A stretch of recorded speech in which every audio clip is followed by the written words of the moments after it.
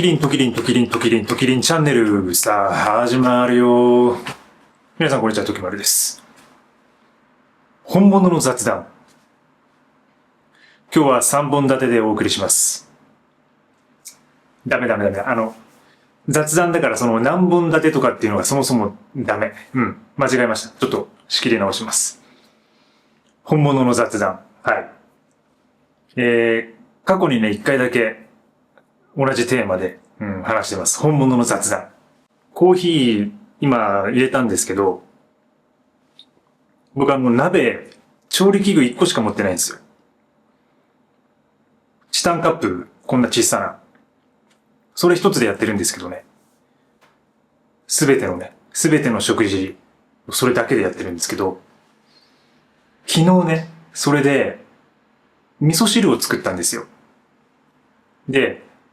ちょっとサバ缶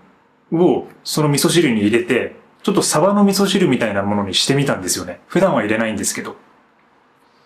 で、そしたら、そのカップが、結構サバの味がしちゃって、サバの香りが全然取れなくて。で、2回ぐらい洗ったんですけど、ちょっと一応洗剤とかもつけてね。でもそれでも全然取れなくて、ものすごくサバ臭いんですよね、そのカップが。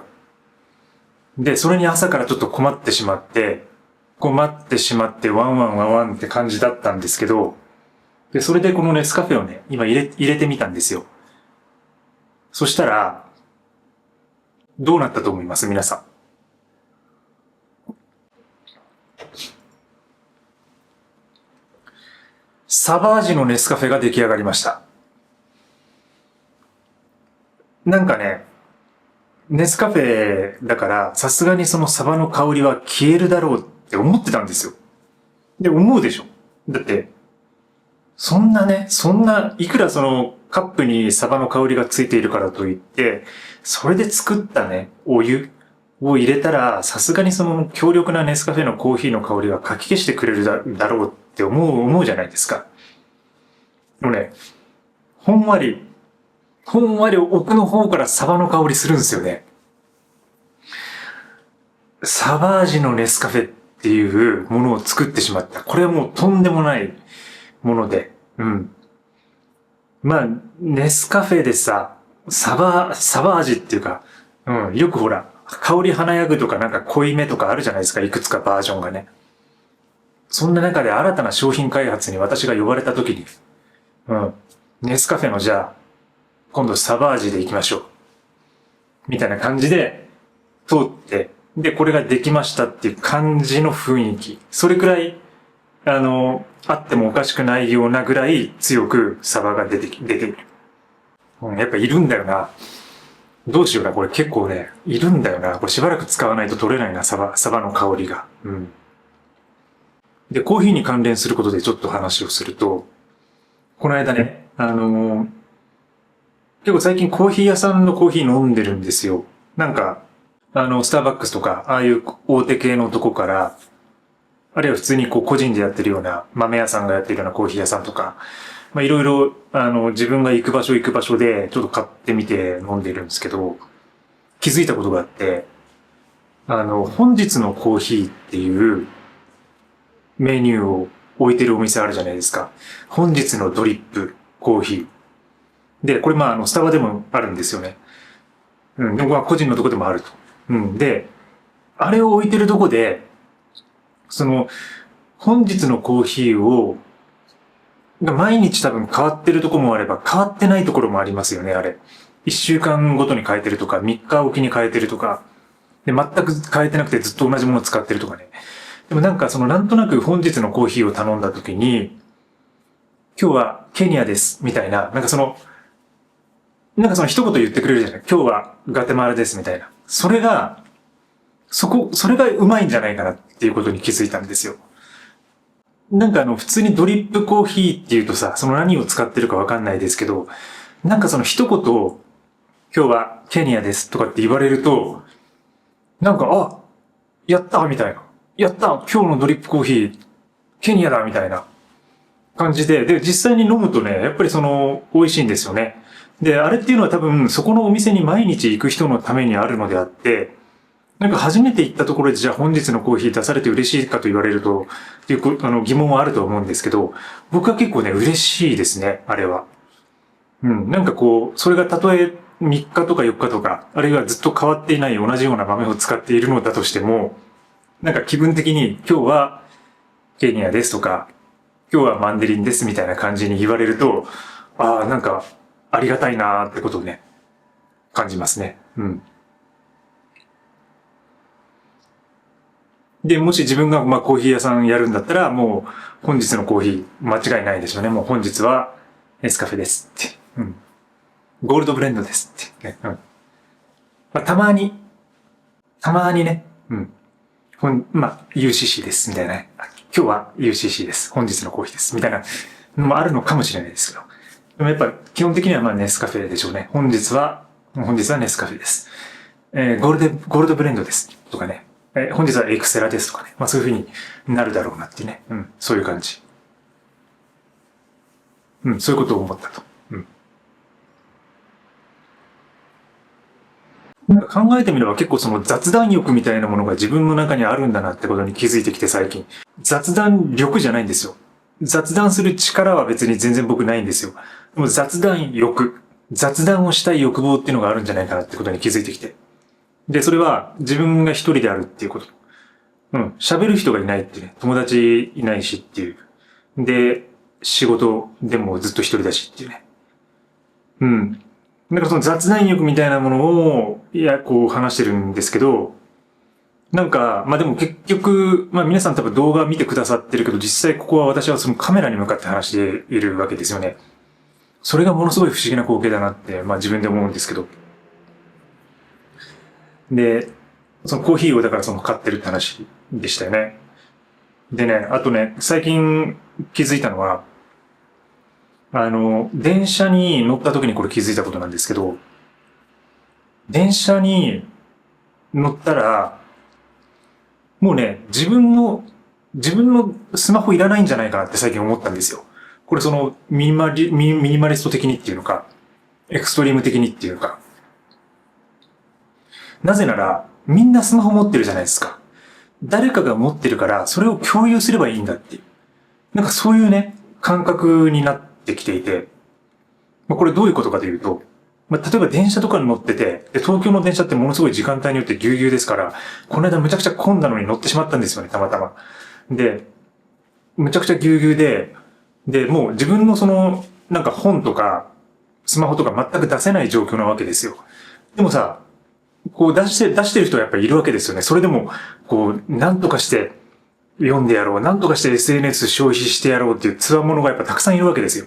で、僕はその、見たくないんですよ。本当に見たくないし、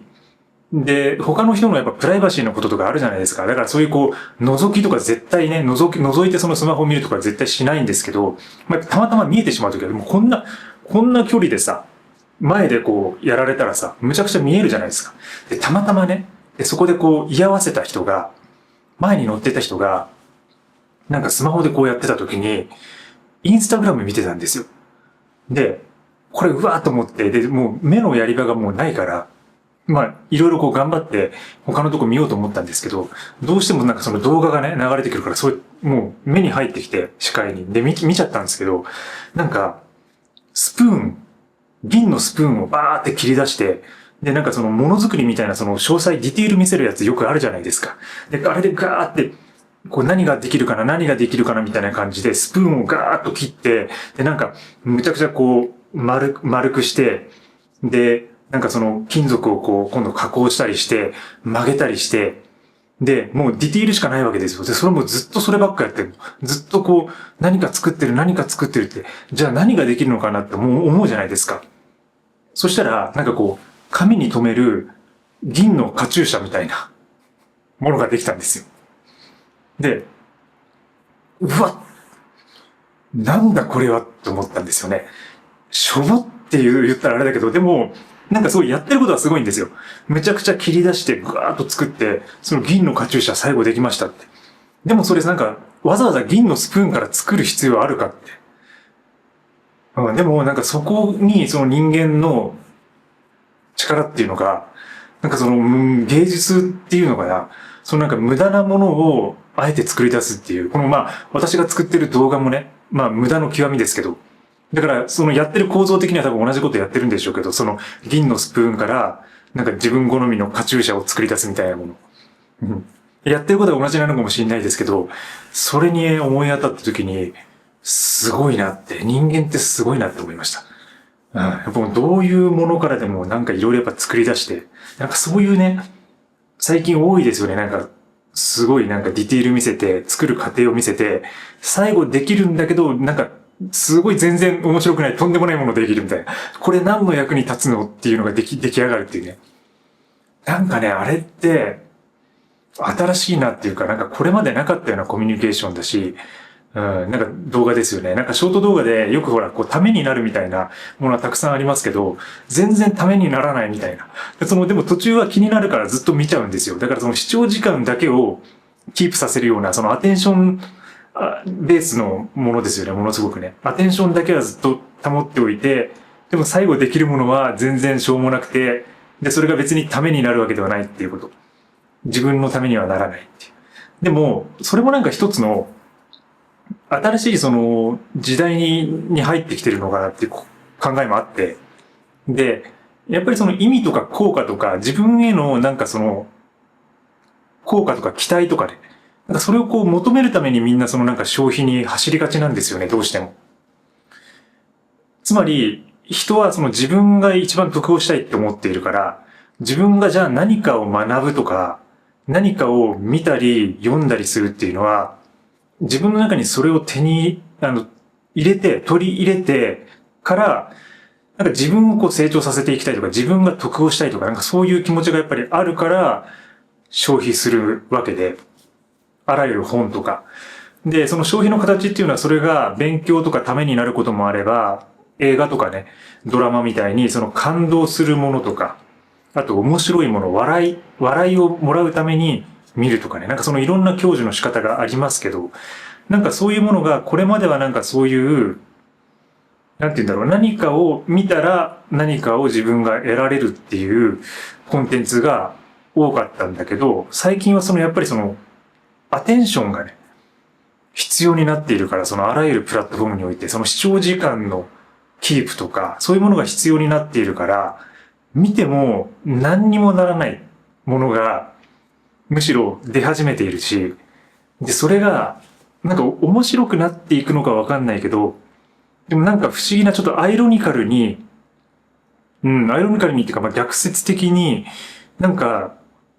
面白いのかもなってちょっと思えてきたりもするんですよね。そのなんかしょうもないこと好きっていうのかな。しょうもないこと好きの僕にとっては、そのなんかものすごいスプーンからものすごいカチューシャを作るとか、あるいはなんかアルミホイルをバーって全部取り出して、なんか、それもあったんですよ。アルミホイルをバーって取り出す。これは自分が見てて出てきたんですけどね。アルミホイルを巻いてるやつを全部取り出して、それをまた固め直して、で、バンバン圧縮して、それをちっちゃく切って、で、それをまた溶かして、で、アルミを溶かして、今度、それをこう丸いボールの玉に入れるんですよね。ボールの鋳型に入れて、で、今度丸いボールを作るんですよ。わざわざ。そういうもうものすごい過程をね、経て。で、それを磨いて、で、キンキラになったもう銀のそのアルミからできたボールですよ。玉を、じゃこれどうするのかなと思ったら、それをね、6個作るんですよ、その人は。6個作って、で、ケースにね、6個専用のそのケースに詰めて、で、それを今度、ビーチに持ってくんですよね。で、ビーチに持ってって、ビーチに砂の上に、こう、自分で円を描いて、で、ちょっと遠くから、それを、で、投げたら、砂にその銀の玉が、それだけなんですよね。これなんだって、これなんだっていうね。で随分ね、雑談っぽくなってきましたよね。で、もうちょっとキリがないので、まあそろそろ、終わりに向かわなきゃいけないんですけど、でも雑談っていうのはやっぱまとめたりとかしちゃいけないんですよね。なんか、じゃあ、今まで、こうまとめてきて、じゃあ、こういう話を、じゃあ最後に、みたいな。それは、雑談ではないので、やっぱ雑談っていうのはもう雑にいろんなことがこう、絡み合ってからの、終わりもなく終わりもなくでいきなり終わるみたいなのが多分理想的な雑談だとは思うので、本物の雑談っていう意味では。で、最近、ワードローブの見直しをね、結構僕やってます。はい。で、やっぱりね、こう服っていうのは、まあ、前回かな、前々回ぐらいに上げた時に、その消耗品だっていう話したと思いますけど、やっぱその、使っていて、ダメージが出てきて、手放していくっていうこと。それも一つのあり方だし、やっぱり服を長持ちして長く使うっていうのはもちろん大事なんですけどね。でそれは常々思っていて、だからミニマリストの人たちっていうのは、やっぱりその自分のワードローブっていうのを制服化していて、固定化していて、同じものを着るっていうのが、今ではもうだいぶ知られてね、当たり前になりましたよね。で、自分自身も今、もう下着含めて20とか、19とか20かな、ぐらいで暮らしているんですけど、やっぱりその、壊れる壊れないっていうところも含めながら、劣化の問題とかもあるんですけど、やっぱ気分を変えるっていう意味で、ファッションの強さとかファッションの力っていうものを、信じているところがあるんですよね。で、それはまあ自分がずっとその、ファッション系の写真を撮ってたっていうか、まあ、そのファッション業界にちょっとだけ関わらせてもらっていたっていうところももちろんあると思います。だから結構昔からそのファッションデザイナーとか服とか好きで、もともと。その、基本的にものづくりなんで、で、テキスタイルの分野とかものすごい面白くて、だからどういう素材を使うとかね、なんかどういう、なんか今すごい新開発の素材がバンバン開発されていて、で、今 AI の力が入ってきてるんで、さらにね、服作りとか、そのマテリアルみたいなもの、その素材っていうものが、一段ね、変わる時代が来るって言われてるんですよ。本当にもう、全くこれまでになかった新しい素材っていうものがどんどん生み出されている時代になるんで、で、本当に半年とか1年とか、まあ本当にそれくらいの早いフェーズでどんどん変わっているので、特にアウトドア系のブランドとか、やっぱ見てて面白いんですよね。どんどん新素材を使って、これじゃあ昔からこういう風になりましたとか、ね、何%アップしましたとか、ね、耐水性能とか、なんか防風性とか、なんかそういうもののスペック値みたいなものが、どんどんね、更新されている状況なんで、だからその新しいものを使うっていう意味でも、なんか新しいものにリニューアルしていくっていうこと。で、それは実験でもあるし、で、その中で自分が好きなものとかいいものを追い求めていくっていう方向は、やっぱ今後も続けたいなとは思っています。ただ、そればかりになってしまうと、やっぱどうしてもそこが過剰に行くとね、逆にストレスになってしまうので、まあ、ミニマリズムのやっぱり基本を思い出して、もらうといいんですけど、やっぱり自分が使うものとか選ぶものを狭めて、で、そこに集中することによって、本質を見極めていく。で、余計なものをどんどん減らすことによって、自分のね、安定とか自由とかを得るっていうことが、本来のミニマリズムだと思うんで、あまりにそこ過剰に求めていくことは良くないんですけど、ただ実験しすぎないことも良くないと思うんですよね。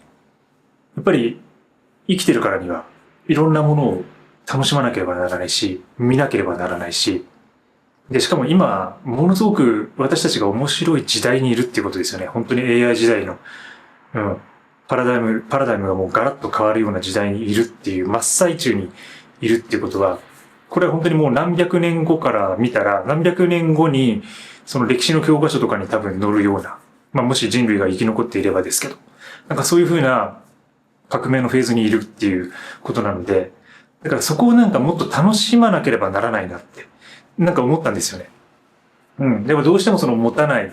で減らす、何もしないっていう方向に行きがちなんですけど、で、もちろんその持たないことは私は、もうずっとキープし続けるんですけど、キープっていうか、持たないことはもう続けるつもりで、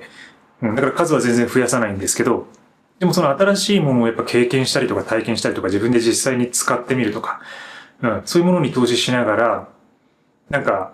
新しいことをね、その中で考えれたり、生み出したりしていきたいなっていうふうに思っていますね。ちょっとね、いろいろ散漫になりましたけど、まあ雑談だからいいでしょう、今日は。だからそういうふうに、ちょっとね、春服をね、今ね、いろいろね、見てます。はい。で、近いうちにね、まあ予告みたいになるのもあれなんですけど、なんかそういうワードローブのアップデートね、またご紹介できたらと思いますので、はい。まあ最近はそういうふうなことを考えたりしています。さあさあさあ、そろそろ終わりだろうな、この雑談もな。雑談はもう最後の挨拶とかは、やっぱりあんまできなくて急に終わるってのが雑談だからな。どういう風に終わろうかなって、どうしようかな。